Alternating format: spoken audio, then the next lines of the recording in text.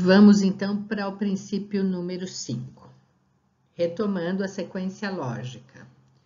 Número 1, identificar os perigos e as medidas preventivas de cada um.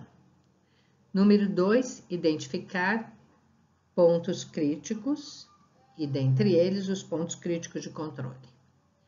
Número 3, determinar os limites críticos para cada ponto crítico de controle. Número 4,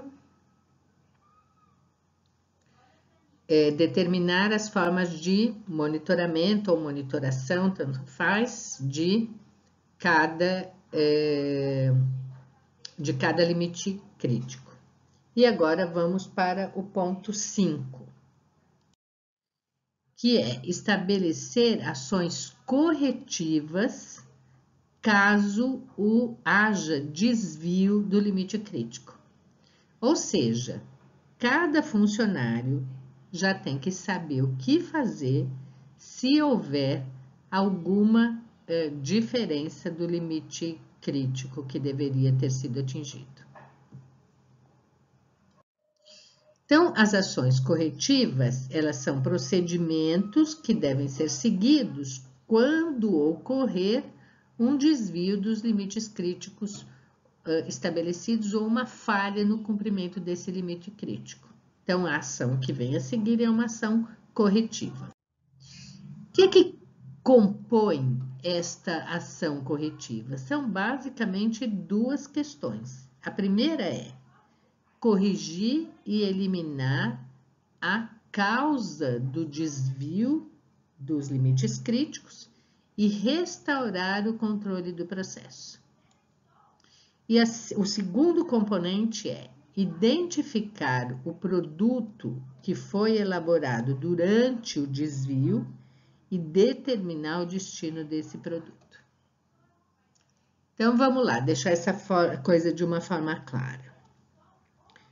Eu contei lá atrás que a indústria que faz os pães para o McDonald's, ela tem lá um detector de metais e quando o pão já em momento de ser embalado, se ele tiver um metal dentro de um pão, qualquer que seja o pão, quando o pão passa ali, a máquina para sozinha, porque tem um sensor que identifica que ali tem um metal dentro de um pão.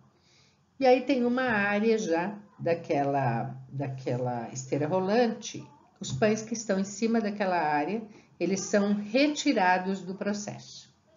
Então, eles são retirados para análise, tá? Então, o que a gente fez? A gente já eliminou a causa do desvio e o processo, né, pode ser restaurado e continua a produção. Aí esse pão sai e ele vai ser avaliado para determinar qual foi a causa do desvio e, feito isso, o produto que foi produzido durante esse desvio vai ser colocado no lixo. Esse é o destino dele. Não tem muito o que fazer, porque os caras vão ter que fuçar em cada pãozinho daquele, né? Fuçar mesmo bastante e encontrar o metalzinho, e aquilo dá uns 40, 50 pães. E aí eles vão ter que fuçar em cada um deles e procurar o pedacinho de metal. Ainda que eles encontrem o metal no segundo pedacinho, eles vão continuar fuçando, porque pode ser que tenha mais algum em outro pedaço, em outro pãozinho.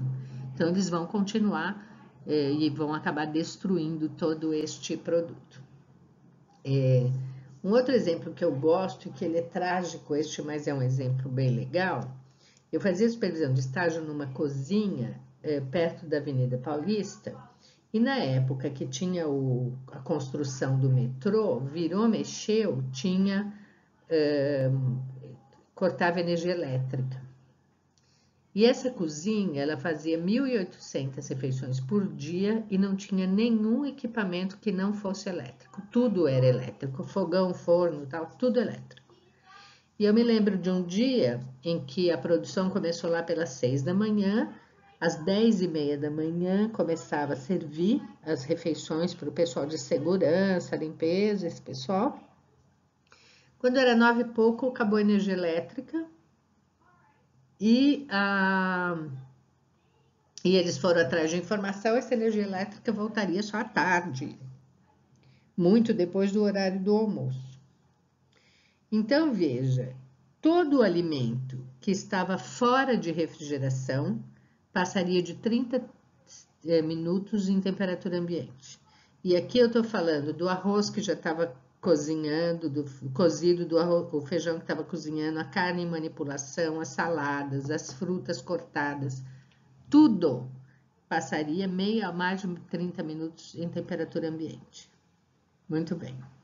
Aí você pergunta, não, abre a câmara e coloca lá dentro. Pera, se não tem energia elétrica, eu não posso ficar abrindo a câmara. Por quê? Porque eu não vou conseguir restaurar a temperatura dentro da câmara depois. Eu vou permitir a entrada de um ar quente na câmara e eu corro o risco de perder muito mais alimento do que eu perderia. Então, eu não posso enfiar aqueles alimentos que estão quentes, que estão no meio do processo, dentro da câmara. Então, o que aconteceu com esse alimento todo?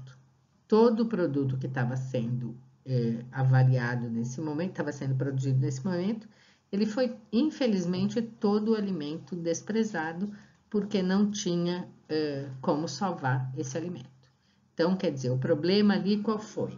Mais de 30 minutos em temperatura ambiente. Qual é a ação corretiva? Vai para o lixo, não tem solução.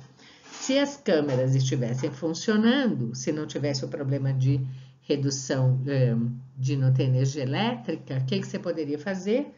Tem 25 minutos já em temperatura ambiente. Vamos enfiar em refrigeração aquilo que é possível para garantir, então, o retorno da temperatura ideal, tal, a gente não ter risco. Infelizmente, não era o caso nesse dia, aí foi todo esse alimento para o lixo. Bom, quando é que se toma as medidas corretivas? As medidas corretivas devem ser tomadas no momento ou imediatamente após a identificação do desvio. E olha que interessante, porque eu consegui esse exemplo, que eu adoro esse exemplo. Você vê que é um exemplo meio que doméstico, parece, né? Ou é um botequim, sei lá.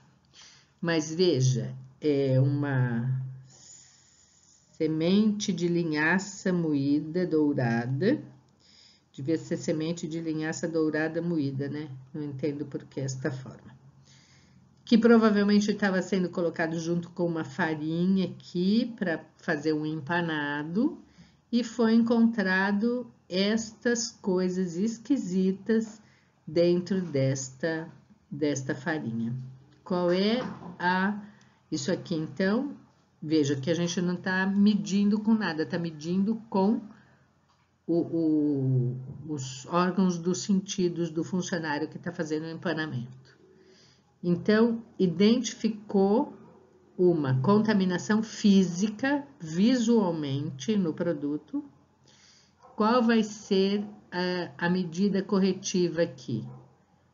Vai ser desprezar toda essa farinha, porque a gente não sabe o que é isso, e a depender das condições, tudo que já foi empanado com ela também. O ideal era que, tomara que não tenha sido empanado muita coisa, né? Mas essa seria a medida corretiva adequada.